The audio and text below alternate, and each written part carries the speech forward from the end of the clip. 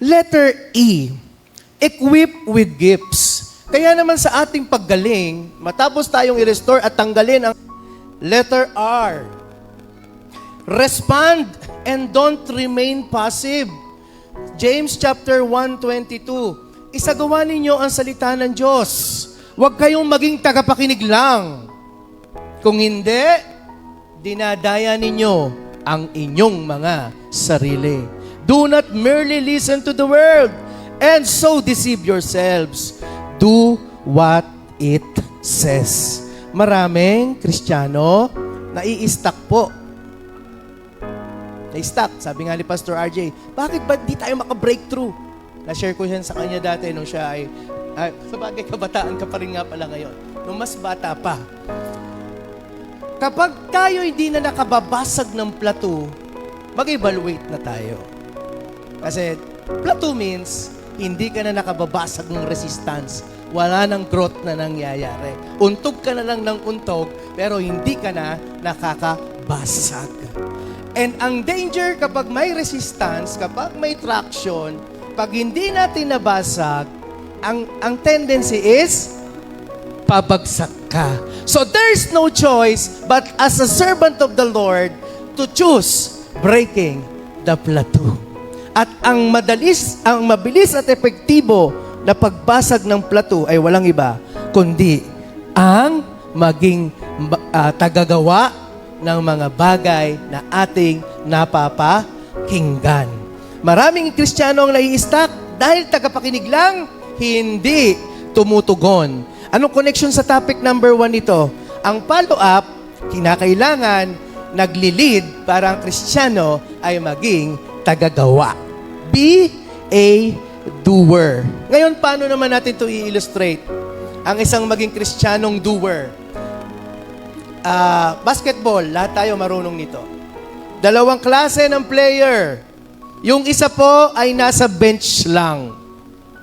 At yung isa ay nasa court. Yung nasa bench, sila ang madalas nanonood. Sila ang madalas tagapalakpak. Tama? Pero yung nasa court, sila yung tumatakbo. Sila yung napapagod. Siyempre, sila din po yung, sabihin na natin, sila din yung pinapalakpakan, madalas, no? Pero anong nakikita natin dyan, mga kapatid? Sige nga, sino ang makaka-relate pag sinasabing bench player versus, ang tawag dyan, first five, o sabihin na natin active player. Siyempre, sila yung napapagod dahil sila yung naglalaro. Ngayon, ang tanong, sino ang nag-i-improve? At sino yung may impact sa game? Sino ba? Yung active na player. Yung hindi nanonood, hindi yung nanonood, kung hindi yung naglalaro. Kaya mga kapatid, isang ini-establish kapag napagaling na natin ang kapatid, na ibalik na ulit natin siya, nasa church na ulit siya, mapaalala natin, this time, hindi ka napapayag, ano sabi kanina umaga, na taga-upo lang tayo. And we as the leaders and the pastors are responsible for us to look saan sila mailalagay. Kaya nga di ba, tayo po lagi nag-a-announce, kung magaling ka sa ganito, sa tagaluto, mag-umpisa ka sa health ministry. Alam niyo po, ang ating Pastor Ado and Pastora Flory, sila ay once, mahabang panahon din na naging tagapaglingkod sa kusina bago sila tinawag ng Panginoon na mag-full-time pastor. So, hindi big deal kay God na dapat preacher, dapat pastor, dapat may Bible school, dapat, no. It's about the purity and sincerity and the humility of the heart na kahit anong nilagay sa'yo dyan, kasi hindi nga tayo lahat magaling sa lahat ng bagay. Pero may taong passionate. Dito sa church, may taong talagang metikuloso siya sa kaayusan. O, di ba? Meron naman talagang Kristiyanong wala sa kanya yon. Meron sa church talagang ang galing sa pinansyal. Di ba? Talaga namang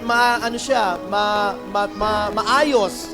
So, what matters most is mapaunawa natin sa kapatid natin, kapatid, etong regalong ito pinagagawa ni Lord, let's do it.